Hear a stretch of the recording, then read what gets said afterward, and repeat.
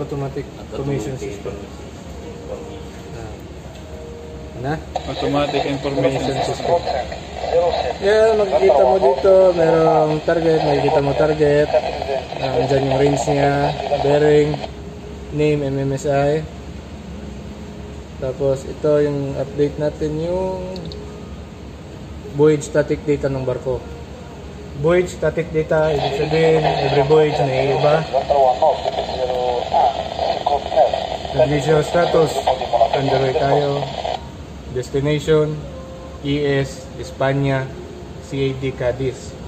Spain, Cadiz yung destination.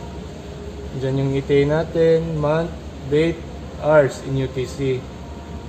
Drop ng barko, editable din. Press enter lang lagi pag gusto mong i-change.